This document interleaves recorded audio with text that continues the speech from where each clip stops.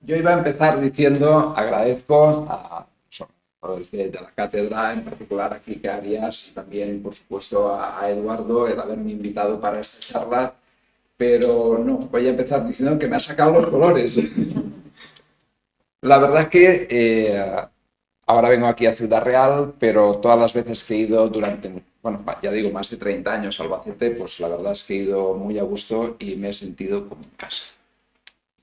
Y esa, digamos, faceta humana que Kike ha mencionado y que me ha sacado los colores, tengo que decir que es recíproca. Es decir, que yo me he sentido y me siento muy a gusto. Y en ese sentido, cuando Kike me invitó, pues inmediatamente acepté. No me dedico a la ciberseguridad, como después veréis, o sea, no es mi tema de trabajo, pero vengo gustoso y voy a contar lo que pueda, digamos, relacionado con la temática de la cátedra. Y entonces, pues bueno, pensé, a ver, ¿qué cuento? Os puedo decir que esta misma semana me replanteé la temática y si hubiera estado a tiempo igual cambio, porque esta misma semana estaba en conversaciones con una empresa también de ciberseguridad, S2 Grupo, una empresa valenciana, donde el CEO de la empresa también fue alumno mío y estamos iniciando una colaboración con ellos y uno de los temas que salió fue el del apagón.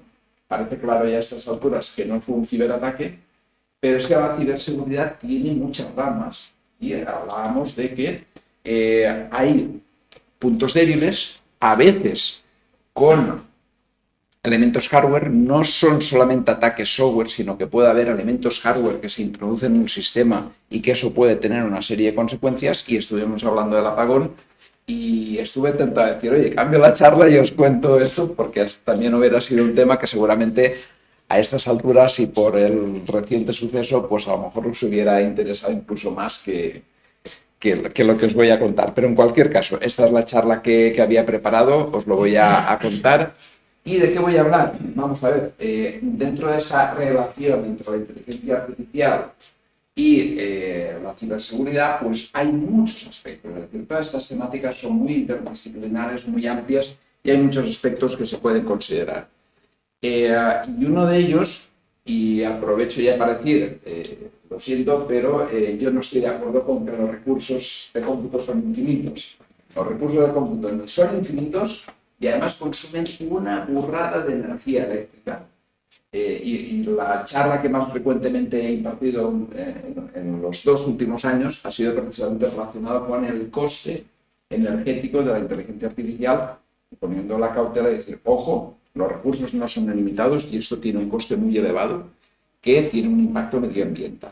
Pero no voy a hablar de eso hoy, voy a hablar de cómo relacionamos inteligencia artificial, ciberseguridad, en un entorno en el que lo que queremos es desplegar una inteligencia artificial, pero queremos cuidar también los aspectos de ciberseguridad. Entonces, muy rápidamente, ¿cuál es la temática? ¿Cuál es el problema que nos planteamos? Bueno, estáis grabando, ¿no? No sé si estoy aquí, ¿me oís bien para la grabación? Vale. Pues entonces, ¿cuál es el problema que nos planteamos? Nosotros tenemos una serie de dispositivos distribuidos, por ejemplo, las bases de datos de clientes, son clientes en cierto modo, pero de pacientes de los hospitales, en donde tenemos historiales clínicos y esa información está ahí disponible, pero obviamente es una información confidencial, es una información a la cual no se puede dar acceso a cualquiera. Pero por contra, bueno, incluso añado, los equipos de investigación de los hospitales consideran que esos datos son suyos, porque no quieren ni cederlos a otros equipos de investigación de otros hospitales para que hagan investigación, porque ellos quieren sacar resultados con esos datos que tienen.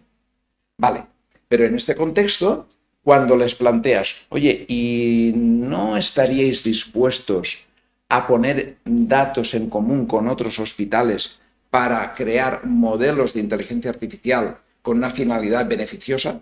Por ejemplo, mejora del diagnóstico, o sea, una herramienta de ayuda al diagnóstico clínico. Hombre, sí, pero los datos no salen de aquí. Vale, entonces, si los datos no pueden salir de ahí, ¿cómo nos lo montamos para elaborar esos modelos? Bueno, pues aquí es donde entra la solución que ya existe, que es el aprendizaje federado, en donde lo que se hace con el aprendizaje federado básicamente es, bueno, tenéis ahí una figura, yo tengo esos hospitales, pongo un servidor central y entonces lo que voy a hacer es que cada uno de esos hospitales no va a sacar los datos no se mueven de ahí, pero sí que ejecutamos un código que puede ser código abierto para que puedan revisar previamente y asegurarse que no hay ningún problema, y lo que hacen es entrenar localmente un sistema de inteligencia artificial con los datos locales. Después tiene que haber un proceso de compartición de esos modelos, de puesta en común de esos modelos. Ahora después hablaremos con un poco más detalle de eso, para con los modelos locales formar un modelo global, y ese modelo global ya se puede tener disponible en ese servidor central sin haber extraído los datos en ningún momento de cada uno de los hospitales, o, como ya la tendencia más reciente, ni siquiera se pone en común ese modelo global, sino que lo que se hace es, sin en ningún momento tener un modelo global accesible desde ninguno de los sitios externos, lo que se hace es hacer los cálculos de tal forma que cada uno de los hospitales pueda acabar teniendo ese modelo global para uso propio, y será el mismo global que tendrán el resto de los hospitales. ¿De acuerdo? Bien, en todo este proceso pues hay múltiples variantes, y esas múltiples variantes, solamente después describiré un par de ellas con un poco más de detalle para no extenderme mucho, pues lo que se intenta es cada vez más reducir el coste computacional, el coste de comunicaciones que tienen asociado esa compartición de los módulos. Esa puesta en común de los modelos tiene un sobrecoste respecto al entrenamiento local, y lo que se intenta es minimizar ese sobrecoste. Bien, en este contexto es importante hablar de la seguridad de las comunicaciones. ¿Y por qué? Si ya hemos dicho que los datos no salen de los hospitales, todo se accede localmente. Bueno, pero hemos hablado de que después tenemos que compartir información de modelos para poder combinar esos modelos. ¿Y esa combinación cómo se hace? Tenemos que intercambiar información. Y ahí empiezan a aparecer problemas como: ¿y si alguien a partir de los modelos hace ingeniería inversa y llega a poder deducir algo sobre los datos de partida y tal? Bueno, pues vamos a curarnos en salud. Incluso si eso fuera muy difícil, pero vamos a evitar también que eso se pueda producir. ¿Cómo lo hacemos? Pues lo que hacemos es diseñar un método de compartición de tal manera que lo que viaje por la red esté encriptado y nunca jamás se desencripte. Entonces existen técnicas de encriptación, como la encriptación homomórfica. Hay múltiples técnicas de encriptación homomórfica que permiten encriptar los datos, realizar operaciones directamente sobre los datos encriptados y posteriormente desencriptar el resultado y obtener el resultado de la operación deseada sobre esos datos. Por ejemplo, una suma. Yo puedo encriptar unos datos, puedo enviarlos de forma encriptada por la red, hago la suma sobre los datos encriptados, devuelvo el resultado a todos, todos desencriptan, y sin que en ningún momento externamente haya habido los datos originales, ni siquiera en el servidor central que hacía esa operación de suma, todos tienen el resultado de la suma. Todos los que nos interesa, todos los que tenían capacidad para desencriptar esas claves. ¿De acuerdo? Entonces, esta es la encriptación homomórfica y cómo se usa en este tipo de sistemas. Solamente nos permite hacer operaciones sencillas, como por ejemplo una suma, pero vamos a ver que es suficiente con esas operaciones sencillas para poder hacer este entrenamiento federado. Y para ello nos vamos a centrar en un par de variantes. Una de ellas es, bueno, resumo muy rápidamente cómo entrena, por ejemplo, una red neuronal. Para entrenar una red neuronal tenemos un sistema con una serie de capas, cada capa con unas neuronas artificiales y cada neurona con una serie de parámetros, y sin entrar en demasiado detalle, definimos una función de pérdidas y lo que hacemos es alimentar con datos etiquetados esa red, y hay un algoritmo que va haciendo cambios en los parámetros y mirando a ver cuánto vale esa función de pérdidas y viendo si se reduce o si aumenta. Entonces, el objetivo es llegar al mínimo de esa función de pérdidas. Y cuando llegamos al mínimo de esa función de pérdidas, consideramos que la red ya está entrenada para cuando le introduzcamos nuevos datos generarnos una inferencia de tipo similar al de los datos que se han utilizado para entrenar.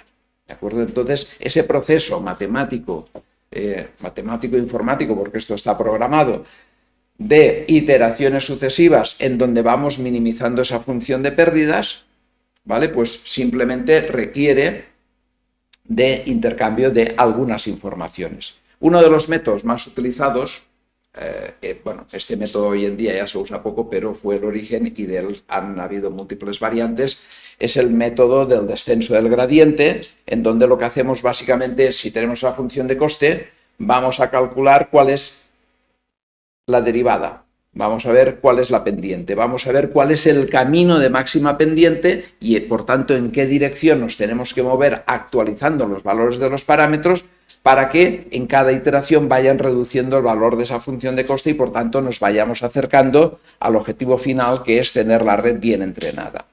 Bien, una variante ya es el método estocástico, o sea, el método del gradiente, descenso del gradiente estocástico, en donde ya se vio que no hacía falta usar todas las muestras para cada iteración, sino solamente una pequeña muestra seleccionada aleatoriamente y los resultados eran similares. Vale, y sobre esa base, ¿qué podemos hacer?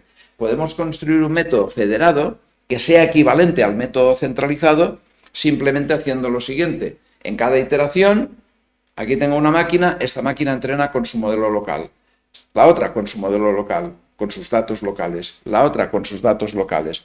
Y lo que hacemos es, dentro de cada iteración, cada una calcula su vector gradiente. Y ahora compartimos los vectores gradiente.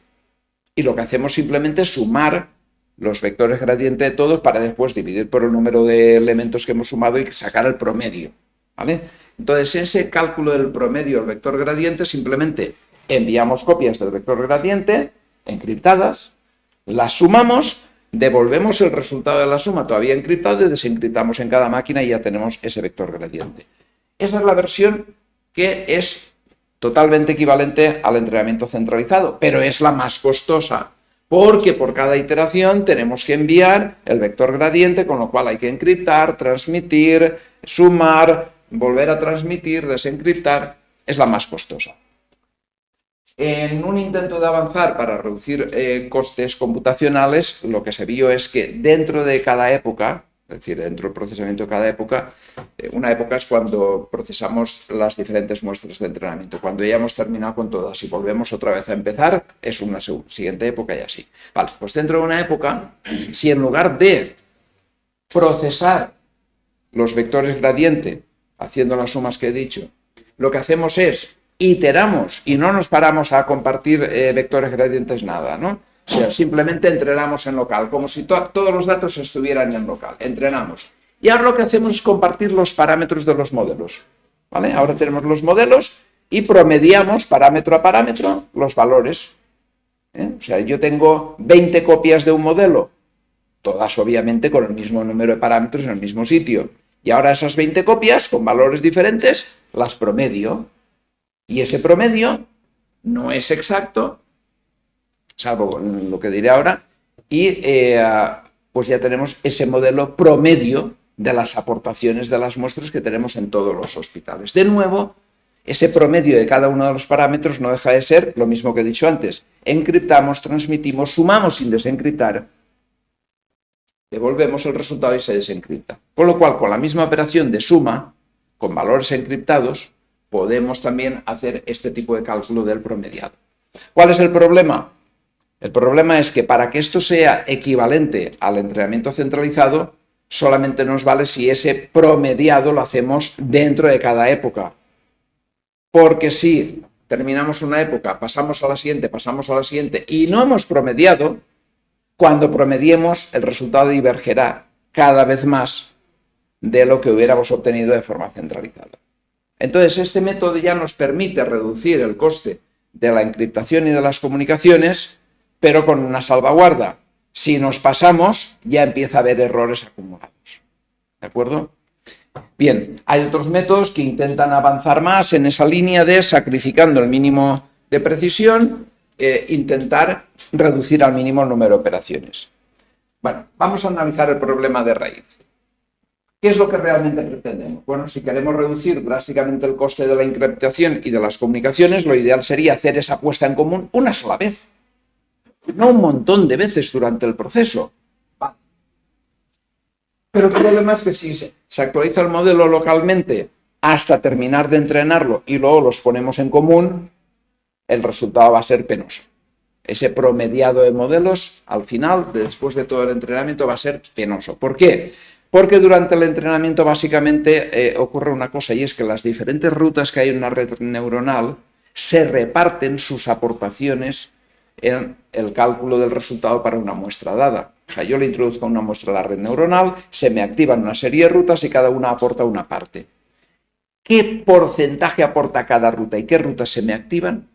Depende de cómo lo he entrenado. Y si yo he entrenado con muestras diferentes, para una misma muestra, dos copias diferentes del modelo activarán rutas diferentes. Y ahí es cuando el promediado es un absoluto desastre.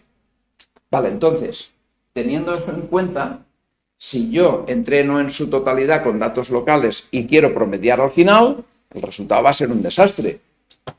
Y si lo hacemos cada pocas épocas, cuantas más épocas procesemos, pues peor va a ser. Nos vamos a ahorrar más en comunicaciones, pero peor va a ser. Bueno, entonces la pregunta es, ¿hay alguna forma de resolverlo? Bueno, en teoría, si fuéramos capaces de sustituir, en este caso he hablado de redes neuronales, pongamos el caso de redes neuronales. Si fuéramos capaces de sustituir las redes neuronales por un sistema de inteligencia artificial equivalente, que externamente se comportara exactamente igual, que se entrenara igual y fuera capaz de generar el mismo tipo de inferencia con las mismas muestras, pero que fuera capaz de separar ese cálculo de los patrones de activación de esas rutas que he dicho, fuera capaz de separar eso del entrenamiento de los parámetros del modelo y que además tuviera globalmente una estructura lineal, yo podría entonces entrenar localmente hasta completar el entrenamiento y después simplemente promediar. Porque entonces esa ausencia de promediado de modelos durante el proceso no afectaría a los patrones de activación, ya que he separado el cálculo de los patrones de activación del entrenamiento de los parámetros del modelo. Y por otra parte, promediar una sola vez al final no daría lugar a imprecisiones, el resultado sería preciso porque hemos dicho que el modelo es lineal. Si yo tengo dos modelos lineales y los promedio, me sale el modelo lineal promediado y el cálculo es exacto. Claro, pero ¿se puede diseñar un sistema de inteligencia artificial con estructura globalmente lineal que se comporte como una red neuronal que es intrínsecamente no lineal y que además sea tan preciso como estas redes? La respuesta es que sí, eso es lo que hemos hecho en la empresa. Hemos diseñado una alternativa a las redes neuronales y ese sistema, que llamamos GLAI, inicialmente era, la versión comercial es Green Lining AI, por lo de Green Lining Fast, ¿no? Por el ahorro energético, pero que sería más correcto llamarle Gated Linear, porque es realmente un modelo lineal con puertas que abren y cierran partes del modelo. ¿Qué es lo que hemos hecho? Sí, tenemos un modelo que es globalmente lineal, pero se comporta exactamente igual que una red neuronal y genera salidas, tiene un comportamiento no lineal. Gracias a lo que hacemos es que tenemos un selector que de ese modelo nos selecciona subconjuntos para cada muestra. Entonces, si yo para una muestra me genera un modelo lineal, pero para otra muestra me genera otro modelo lineal distinto, yo al final puedo generar cualquier salida simplemente uniendo pequeños tramos rectos. Es decir, yo aproximo cualquier salida deseada por pequeños fragmentos lineales, simplemente a base de seleccionar subconjuntos de ese modelo lineal para cada muestra. Claro, puede parecer, oye, ¿de qué estamos hablando? Simplemente un modelo lineal es, imaginaros una red neuronal de una sola capa, con una sola neurona por salida y además sin funciones de activación, para que sea totalmente lineal. Bueno, y eso tiene suficiente flexibilidad como para, seleccionando subconjuntos, emular el comportamiento de una red neuronal profunda. La respuesta es sí, porque yo en cada neurona, en lugar de tener un solo peso por entrada, yo tengo un montón de pesos por entrada, lo cual me permite seleccionar esos subconjuntos y de esta forma conseguir esas salidas con suficiente precisión. Bien, y entonces de esta forma nosotros hemos podido desarrollar una solución de entrenamiento federado en la cual, utilizando nuestro sistema de inteligencia artificial, primero entrenamos ese selector de rutas, que realmente es una red neuronal pequeñita y que ya hemos verificado múltiples veces que podemos entrenar con pocas muestras y con pocas épocas, porque no queremos que obtenga un resultado preciso. Nos basta con que sea un buen discriminador entre muestras. Y una vez hemos entrenado esa pequeña red de la forma análoga como se hace ahora el entrenamiento federado, con un coste de comunicaciones más elevado, pero no demasiado porque, como he dicho, es un modelo pequeño y lo que se comparte es poca cantidad de información. Después de eso, entrenamos la parte lineal solo con los datos locales hasta completar el entrenamiento. Y después simplemente lo que hacemos es promediar esos modelos lineales una sola vez. Entonces, con un mínimo coste de encriptación y de comunicaciones, tenemos un modelo prácticamente tan preciso como el modelo centralizado y de esta forma pues ahorramos mucho en energía, que como he dicho antes es una de las cosas que más nos preocupa por el elevadísimo coste e impacto medioambiental de la inteligencia artificial. Y eso es todo. Por mi parte, muchas gracias por vuestra atención.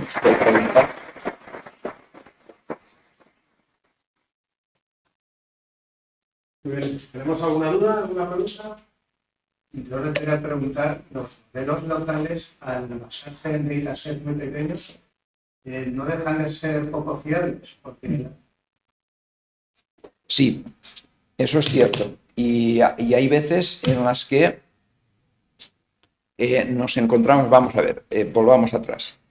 Para entrenar adecuadamente un sistema de inteligencia artificial, básicamente hacemos algo parecido, os acordaréis, a lo mejor estoy explicando las cosas de una forma demasiado sencilla, pero es como la regresión lineal, muchos puntos, vamos a ajustar una recta, pero con funciones que no son lineales, sino mucho más complejas y con muchísimos más datos. Pero el proceso es básicamente el mismo. Y una premisa de partida es que necesitamos muchos más datos que parámetros a entrenar, porque si no, no funciona. Necesitamos exceso de parámetros. Si no tenemos suficientes muestras, exceso de muestras, necesitamos muchos datos para poder entrenar muchos menos parámetros. No sé si lo había dicho mal. Entonces, si no tenemos suficientes muestras, es un problema, porque lo que debería ser la minimización de una función de pérdidas, ahora nos vamos a encontrar que incluso un proceso iterativo, sí, va a hacer lo que pueda, pero nos vamos a encontrar con que va a haber parámetros que no vamos a poder entrenar, porque no tenemos suficientes muestras. Entonces, o se nos quedan sin alterar, o se producen dependencias de unos parámetros con otros porque el valor que hemos obtenido para uno está relacionado con el de este, y con el de este, y con el de este. Son valores dependientes. ¿Cómo lo hemos resuelto nosotros? Lo hemos resuelto de la siguiente forma. Esto solamente nos vale para una determinada función de pérdidas, que es el error cuadrático medio. Pero gracias a la estructura de nuestro sistema, hemos desarrollado un método alternativo de entrenamiento que no es iterativo, es un método directo, en el que lo que hacemos es plantear un sistema de ecuaciones lineales, es un sistema sobredeterminado, con exceso de ecuaciones, y lo resolvemos por cualquiera de los métodos de resolución de sistemas sobredeterminados e incompatibles, como por ejemplo la descomposición QR. Hacemos la descomposición QR con la matriz R, que es una matriz triangular, nos sale un sistema triangular de ecuaciones que resolvemos de forma directa. Y la ventaja que tiene respecto al método iterativo no solamente es que es un método directo, sino que además obtiene el óptimo global. Ahí nos aseguramos de que vamos al mínimo global de la función, no nos podemos quedar enganchados en un mínimo local. ¿Por qué comento esto en relación con la pregunta que has formulado? Pues porque la descomposición QR tiene una propiedad, y es que si yo tengo una matriz rectangular sobre la que aplico la descomposición QR y me sale una matriz triangular como resultado, si yo ahora extiendo esa matriz rectangular con filas adicionales, que serían las correspondientes a unas pocas muestras adicionales, si yo obtengo la descomposición QR de la matriz rectangular extendida, tras añadir esas filas, la R que me sale es exactamente la misma que si a la descomposición QR previa, cogiendo la R, yo le añado esas filas nuevas a la R, no a la matriz rectangular, y le aplico descomposición QR. Tiene esa propiedad matemática. ¿Eso qué me permite? Eso lo que me permite es que yo ya tengo una matriz triangular que me resuelve el sistema de ecuaciones yo añado unas pocas muestras y por tanto unas pocas ecuaciones más y puedo volver a calcular la descomposición QR, es rapidísimo y puedo volver a resolver el sistema lineal de ecuaciones y obtengo los parámetros actualizados aunque tenga pocas muestras. Entonces, esa ventaja computacional que nos ofrecen estos procedimientos, nosotros cuando hace falta la explotamos. Y en el caso del entrenamiento iterativo, pues básicamente se traduciría, así a grosso modo, en que habría parámetros que se modificarían y habría parámetros que no se modificarían en absoluto porque no he tenido suficientes muestras. Y esto se ve muy claro en nuestro sistema, dado que hemos separado la parte de selección de submodelos y el propio modelo global. Nosotros vemos que si tenemos pocas muestras, al pasar por el selector, nos activa un cierto número de parámetros del modelo lineal que son un subconjunto del total. Si tengo pocas muestras, resulta que al final, entre todas esas pocas muestras, no consigo activar todos los parámetros del modelo. Por tanto, solamente voy a entrenar un pequeño subconjunto. Esos se van a alterar y solamente esos son los que acumule sobre el modelo global, esos van a modificar unos pocos parámetros y el resto se quedarán con el mismo valor que tenían. Es decir, que matemáticamente tenemos una solución para poder entrenar con pocas muestras y combinar con las aportaciones de otros modelos. No sé si me he excedido en la respuesta. Sí. Has comentado que acelerar el modelo, es decir, a distribuirlo, se ahorra en cómputo. Pero yo quisiera saber si el ahorro es solo en cómputo de comunicaciones o también incluye parte de cómputo en procesamiento. Muy bien. Vamos a ver. Recordemos que estamos entrenando copias del mismo modelo. Es decir, el modelo, hay un acuerdo entre los diferentes centros participantes en que este va a ser el modelo. Vamos a usar, por ejemplo, una red neuronal, 50 capas, tantas neuronas por capa, ya hemos definido el tamaño del modelo. Algo que no he mencionado por no extenderme es que la inicialización de los pesos, o sea, el algoritmo de inicialización, tiene que generar exactamente el mismo valor en todas las copias. Eso es crucial, porque si no, esas contribuciones, esas ramas que he mencionado antes, irían cada una por su lado y no podríamos combinar. Vale. Entonces, lo que se hace habitualmente es hago la inicialización y distribuyo esa copia inicializada a todos. Cuando ya tenemos eso, ahora vamos a ir procesando muestras. El método iterativo de entrenamiento, básicamente, el coste de entrenamiento es proporcional al número de muestras que procesamos. Es decir, cada época yo proceso todas las muestras y el tiempo de cómputo es proporcional al número de muestras que proceso. Hablando de forma muy burda. Entonces, si yo tengo un sistema de hospitales con un total de datos, si yo comparo el procesamiento distribuido con un procesamiento centralizado con el mismo total de muestras de entrenamiento, resulta que ese coste de entrenamiento va a ser básicamente el mismo, dejando aparte toda la parte de compartición. ¿Vale? Entonces, por eso he hablado solo de la parte de compartición y de minimizar el coste adicional de esa parte de compartición, porque el resto es básicamente lo mismo. Insisto, a grosso modo, porque si ahora ya entramos en la parte que realmente me conozco, que no es ni la IA ni la ciberseguridad, sino el hardware, resulta que los aceleradores actuales, donde realmente van muy bien, van muy rápidos y son muy eficientes energéticamente, no es en producto matriz-vector, sino en producto matriz-matriz. Y si analizamos lo que se hace en cada capa de una red neuronal, porque no podemos procesar todas las capas a la vez, tienes que procesar una, con las salidas de estas son las entradas de la siguiente y así. En cada capa, cuando pasamos una muestra, es un producto matriz-vector. Entonces, ¿cómo convertimos en un producto matriz-matriz? Procesando las muestras por lotes. El batch processing, ¿no?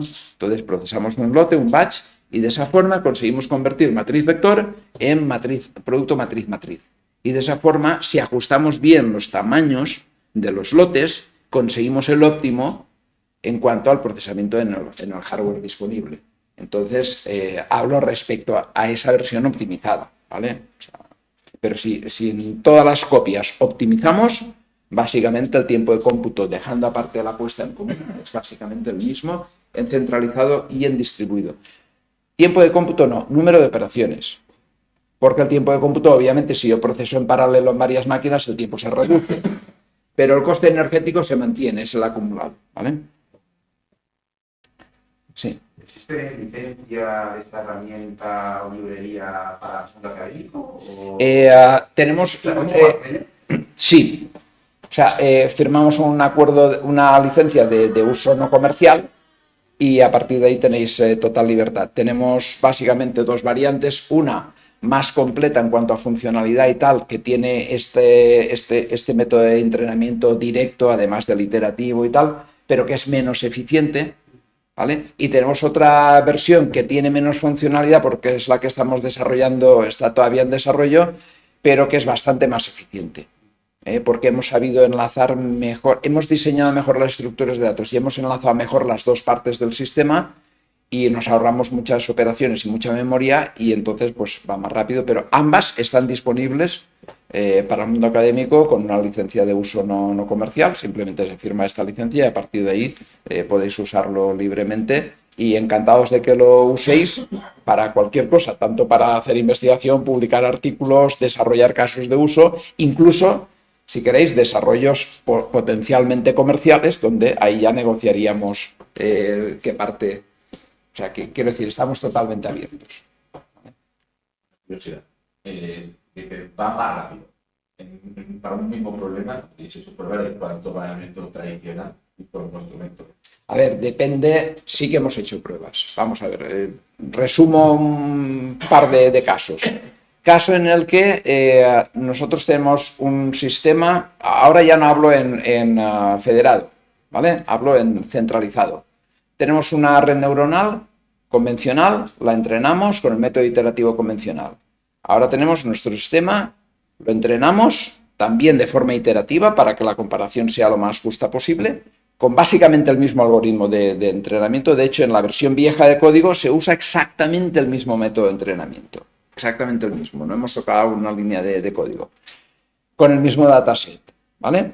Bueno, pues la versión nuestra, haciendo optimizaciones en cuanto a ese selector, el tamaño, el número de épocas que hay que usar para entrenarlo y que ya discrimine bien y tal, pues podemos ir de 2 a 3 veces más rápido entrenando desde cero.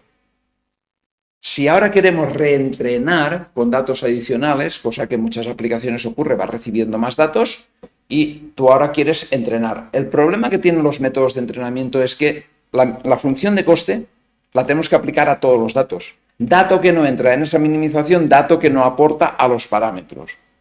Se hace, digamos, el parche o chapucilla de yo tengo un modelo ya entrenado, entreno con muestras adicionales a partir de los valores iniciales que tenía, unas poquitas épocas para que no pierda mucho de lo que tenía e incorpore todo lo que pueda al nuevo. Pero realmente cada época va perdiendo información de las muestras que no estoy incluyendo.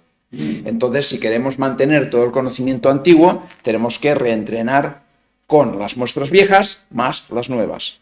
Pero en nuestro caso, al ser un modelo lineal, yo puedo entrenar una nueva copia solo con las muestras nuevas y luego combinar con el modelo anterior. Y el resultado es preciso. Entonces, si aprovechamos esa faceta, en reentrenamiento, pues hemos medido, lo ha medido una empresa externa para un caso que le enviamos, en un caso en que el dataset incremental, cada 1% adicional de muestras, íbamos incorporando al modelo. Bueno, pues si cada 1% de muestras adicionales incorporamos al modelo, con nuestro método iba 236 veces más rápido que el entrenamiento convencional. ¿Gracias a qué? A que solamente necesitamos procesar las muestras nuevas y el resultado, a pesar de ello, es preciso. Pues es una pequeña ventaja computacional. Muy bien, pues nada. Con distintos modelos locales, no hay un problema de que cada modelo utiliza unos atributos, los vectores, utiliza cada uno sus atributos. Si hay algún consenso en eso, como habla de claro, es que es crucial para que esto funcione. Vamos a ver, ¿de qué estamos hablando? Estamos hablando de sistemas, una red neuronal tiene múltiples capas y además Vamos a suponer la función de activación más sencilla, la ReLU, que básicamente lo que hace es si la suma de las entradas es positiva, sale tal cual. Si la suma de las entradas es negativa, sale 0. Y entonces eso se traduce en que se me activan unas rutas y se me desactivan otras rutas de la red para cada muestra, tanto en entrenamiento, en cada iteración, como en inferencia. Entonces, para que esto tenga el mínimo sentido, eso de coger 2 copias del modelo y promediar parámetro a parámetro, para que tenga un poco de sentido y de resultados mínimamente aceptables, necesitamos que la estructura del modelo sea idéntica en todas las copias. Segundo, que los valores iniciales de los parámetros antes de iniciar el entrenamiento sea el mismo en todas las copias. Entonces, nos podemos permitir el lujo de que en determinado hospital no haya muestras de un determinado tipo y que, por tanto, para ninguna de las muestras se activen ciertas salidas. Vale, hasta ahí bien. Pero esas salidas deben estar en el modelo. Es imprescindible que todos los hospitales de entrada manejen exactamente la misma estructura de modelo. Lo que sí que podemos permitir es que en un determinado hospital, por ejemplo, en una clasificación, ¿no? Una red que clasifica imágenes médicas, pues que no haya imágenes de un determinado tipo. Eso es tolerable y el modelo puede entrenar razonablemente bien a partir de eso. ¿Vale? Pero lo que no podríamos hacer es, en este hospital no hay muestras de este estilo, no ponemos esas salidas en el modelo. No, es que entonces ya la estructura del modelo ya difiere de un hospital a otro, entonces ya no va a funcionar.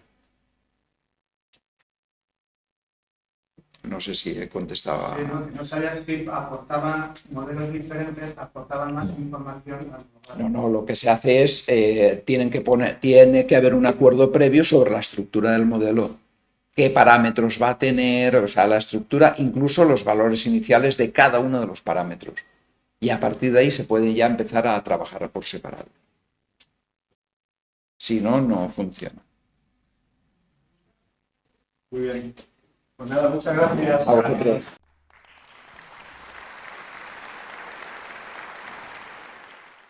Bueno, tenemos por finalizar esta zona de presentación, zona técnica, esta mezcla.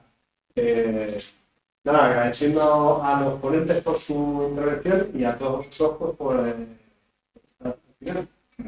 Pues nada, vamos por terminar.